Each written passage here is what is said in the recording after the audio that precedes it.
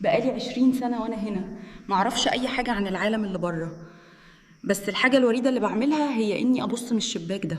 يا ماما ليه مش عايزاني أخرج؟ هخرج إمتى؟ يا ميمونة، العالم بره خطر ومليان ناس وحشة عايزين ياكلوكي. الله، النجوم حلوة قوي. المنظر ده بيخليني أحس براحة نفسية. أنا شفت حاجة غريبة، ماما شعرها بقى أبيض فجلة وشكلها بقى شرير قوي. بصراحة كان منظر يخوف. يا ميمونة، لو شفتي الرسالة دي اعرفي إن اللي انتي عايشة معاها دي مش مامتك، دي سحرة خطفتك من أهلك. شفتوا الرسالة اللي من شوية؟ لقيتها مستخبية. بصراحة أنا مش قادرة أصدق إن دي مش أمي. يا جماعة للأسف اترفضت في الشغل، بيقولوا عايزين بني آدمين بس. إيه العنصرية دي يا جدعان؟ ربنا ما يوفقهم. المهم قررت أجي أغير جو في الغابة. والله يا جماعة جو الغابة ده حلو، تغيير جو بصراحة. تعمل ايه هنا يا قرد؟ وانت مالك؟ لا تكونش غابة ابوك وانا معرفش. بصوا يا جماعة، الأخ ده كان عايز ياخد مشمش معاه ويبيعها، وفاكرني ضعيف وهسيبه. يا مشمش عايزة نعمل فيه إيه؟ طيب مشمش طلع طيب وقلبه أبيض وقال سيبه يرشي، وأنا سمعت كلامها. المهم يلا نكمل استكشاف. يا جماعة بصوا لقيت إيه؟ برج طويل قوي في نص الغابة، غريب.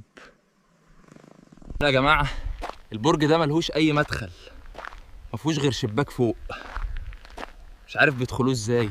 ماما، أنا شفت رسالة امبارح. رسالة إيه؟ رسالة إيه؟ لا خلاص ولا حاجة. بصراحة أنا ابتديت أخاف. يا لهوي، إيه اللي جابه ده؟ مين أنتي وإزاي دخلت هنا؟ مش شباك، مش شايفة؟ بس هو انتوا ليه ما عندكوش أبواب؟ مجانين ولا إيه؟ أول حاجة احترم نفسك، تاني حاجة إزاي تدخل بيوت الناس من غير ما تستأذن. ما شاء الله، بيتكم ده يجيب لهم ما عندكوش بلاي ستيشن ولا كمبيوتر. ما تبطل رخامة بقى. عايز أسألك، العالم بره عامل إيه؟ العالم اللي بره ده جامد، فيه كواكب ونجوم، وعلى فكرة أنا عندي بيت على القمر وفيه فضائيين كمان، لو عايزة تيجي معايا تعالي. طيب بس استأذن من ماما الأول. ماما، في قرد اسمه مسمار بيقول إنه رايح القمر، ينفع أروح معاه؟ لا.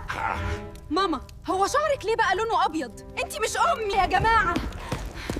دي ما طلعتش أمي، دي طلعت سحرة. يا جماعة يلعن أبو الملل اللي في البيت ده. امشي بسرعة. دي ما طلعتش ماما، دي طلعت سحرة عايزة تخطفني. إيه حكاينك أنت ومامتك؟ أنا مش فاهم حاجة. أنا اسمي ميمونة. ميمونة؟ أنت بنت عمي اللي اتخطفت من 20 سنة؟ إزاي اتخطفت من 20 سنة؟ مش فاهمة. إيه؟ عمي مرة قال لي إن بنته يوم ما اتولدت خطفتها سحرة. يا بنتي اهدي، الدنيا مش مستاهلة.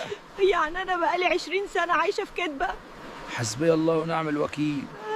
المهم عايزة تيجي معايا القمر ولا الأوكي؟ أوكي هروح القمر، بس الأول عايزة أشوف العالم ده، هسافر وأشوف الدنيا كلها وأجرب كل حاجة. أوكي يلا بينا. يا جماعة قبل ما نسافر جينا محل ملابس، أنا خلاص اشتريت وميمونة عايزة تشتري وأنا واقف مستنيها. إيه رأيكم في الهدوم اللي اخترتها؟ جامدة صح؟ يلا هروح أحاسب عليها. يلا نسافر بقى، احنا اتأخرنا. إيه رأيكم في النيو لوك بتاعي؟ بصوا دلوقتي بيحجز التذاكر. أول مكان هنروحه هو اليابان. يلا بينا. يا جماعة من كتر الحماس عايزة أنط من الطيارة، بس ده مش متحمس خالص، ده حتى نام. مين ده اللي ينام وهو مسافر اليابان؟ يا جماعة وصلنا اليابان، وبالتحديد طوكيو. بصوا الأجواء والناس عاملين إزاي. دلوقتي هنروح نشوف الأماكن عندهم ونتفسح. دلوقتي أنا وميمون هنطلع برج طوكيو سكاي تري. بصوا شكله خرافي بصراحة، أنا متحمسة أتي للمناظر من فوق. والمنظر ده زي ما انتوا شايفين يخليني عايز انط من هنا زي ما نطيت من فوق الديناصور. ديناصور إيه؟ ودلوقتي هناكل هنا، وبعدها هنروح لوجهتنا اللي جاية.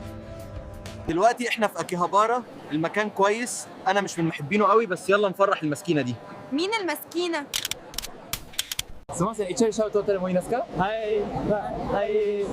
والله ما انا عارف هو بيقول ايه، بس ايوه حصلت معايا. كينو وانسي هايك شرو.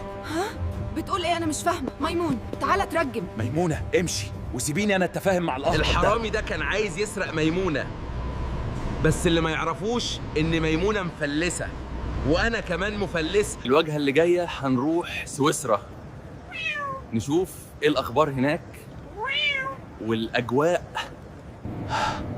انا فلست بجد، مش فاضل معايا غير 200 دولار بس. مش عارف هنعمل بيهم ايه هناك. وصلنا سويسرا، يلا نستكشف. ومن دلوقتي مش هنشتري حاجة، احنا مفلسين. ميمون، ممكن اشتري دي؟ شكلها حلو. لا احنا مفلسين. طيب بما اننا مفلسين ومش هنقدر نشتري حاجة، هنروح نشوف الطبيعة. المهم لو لسه ما عملتش لايك واشتراك، اعمل لايك واشتراك بسرعة وتعالى، مش هياخد وقت. وصلنا مزرعة، هنشوف بيعاملوا الحيوانات هنا ازاي. عاملين نفسنا فاهمين بقى. ليه قاسي معاها كده؟ سيبها يا حيوان. قررت احرر المسكينه دي. حسبي الله ونعم الوكيل في الراجل ده، كان بيعملها بقسوه. تعمل ايه هنا يا قرد؟ غور اطلع اقرب شجره وتسلقها. شايفين يا جماعه؟ انا بحاول اكون محترم، بس دول بيجبروني على قله الادب. انتوا ايه يا جدعان؟ ومين اللي رباكم؟ احنا خرفان ما اللي ربانا ميمون ما. ينفع اسالك ممكن اركب التور ده؟ ايوه تقدر عادي، بس خلي بالك خطير شوية. انا ركبت التور، بس الظاهر ان اخلاق التور وحشه شويه. شكله متعصب، ربنا يستر اللي يقلب بينا. يا ميمونه ويا مشمش، اركبوا لقيت توصيلتنا، مش محتاجين ندفع فلوس للتاكسيات دلوقتي. طيب دلوقتي احنا رايحين بحيرة جنيف نغير جو شوية. أخيرا وصلنا البحيرة يا جماعة، التور ده ما قصرش. ودوقتي هنستمتع بالطبيعة. المياه هنا ساقعه قوي، طبعا الناس مستغربين اننا بنعوم، بس ملناش دعوه بيهم، اهم حاجه نستمتع. طيب ودلوقتي هننشف ونشوف ايه الواجهة اللي جاية يا جماعة، بس الجو برد قوي. طيب التور اللي جينا بيه تاه مننا، دلوقتي لازم نوقف تاكسي عشان يوصلنا للواجهة اللي جاية. مش عارف أعمل إيه عشان فلوسي خلصت، مش عارف هدفع للسواق ده إزاي كمان. كتر خير السواق، قال مش لازم تدفعه، ودلوقتي هشوف محل بيبيع مركبات فضائيه عشان نرجع القمر، عشان فلوسنا خلصت. ميمونة خليكي هنا، أنا هدخل أتعامل مع الناس اللي جوه، أشتري سفينة فضاء وأرجع. طيب يا جماعه، هشوف لي مركبه كويسه من هنا اخدها واحاسبهم بعدين. يلا على المطار. طيب يا جماله، انا خد المركبه الفضائيه دي واتفقت مع صاحبها اني هقسط ثمنها على سنتين. طيب يا جماعه، للاسف انا فاشل في ركن المركبات، بس يلا، اهم حاجه اننا وصلنا بالسلامه. وده نهايه رحلتنا، ما تنساش اللايك والشير والاشتراك في القناه.